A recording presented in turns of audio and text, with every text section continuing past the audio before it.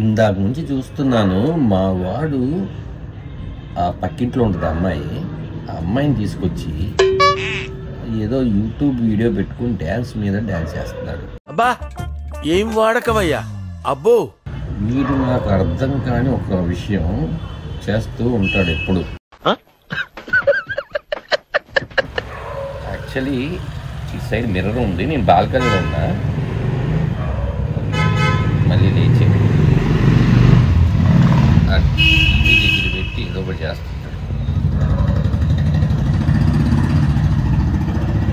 అమ్మో అమ్మో ఊరు నాయన ఏమైంది మా ఊడికి అని ఎవరికైనా చూపించండి రా, వదిలేయకండి రా బాబా అలాగా.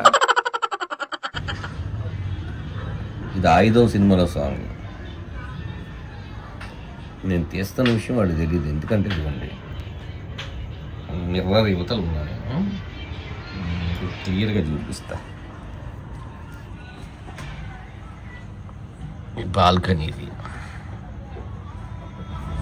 ఇంకో సాంగ్ ఏదో చేస్తున్నాడు. అయ్యో ఇదొక హఠాత్ పరిణామం, ఎవరు ఊహించినటువంటిది. ఈయన చూసినప్పుడల్లా నాకు సతీ లీలావతిలో ఒక డైలాగ్ గుర్తుకొస్తుంది. నా కొడుకు ఇంజనీర్గా అయిపోతాడే అంటారు కమలాసన్ గారు. అలాగా ఇది ఏమవుదామని మా వాడు కూర్చుంటే లెగలేడు, లెగిస్తే కూర్చోలేడు. పాప దెబ్బకి గొడిగెందుకు తీసారు, కొడతాడేమో అనుకుంటుండే. అయ్యో చికిరి సాంగ్ ఇది. చికిరి సాంగ్ గొడుగు తీసాడు అనమాట. ఇప్పుడు మళ్ళీ చూసుకుంటాడు మా వాడు, చెప్తుంది అనుకుంటా వీడియో తీస్తున్నారని. చూసాడు మా వాడు ఆపడుతున్నాడు. ఇందాక నుంచి 3 సాంగ్స్ చేశా. 3 సాంగ్స్ చేసావా? వాళ్ళు విడదీలే, నేను చూస్తున్నా, అందుకే నేను స్పీడ్ చేసిన. కంట్రీలో ఉన్నావు బేట. దెబ్బకి టెడ్డీగాడు భయపడ్డాడు నీ డాన్స్ కి. అమ్మా జర్రు ఉంటే చచ్చిపోతుంటరా. అయ్యో ఏమైందిరా, ఏం ప్రాబ్లం ఏమైంది? ఏది నేను పోతానన్నయ్య, నేను పోతాను, నాకు ఇది వద్దు.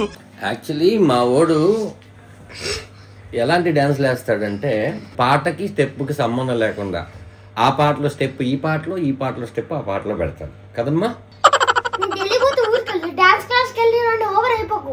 పాపం ఫీల్ అన్నట్టున్నారు. మొత్తం చెమటలే మొహం అంతా. బాయ్ చెప్పు మరి అందరికి, బాయ్ అని చెప్పు. బాయ్. ఒక్క నిమిషం, గంట కొట్టండి, సబ్స్క్రైబ్ చేసుకోండి, సబ్స్క్రైబ్ చేసుకోండి కాదు, ఓకేనా? వద్దు. Okay guys, bye, thank you so much.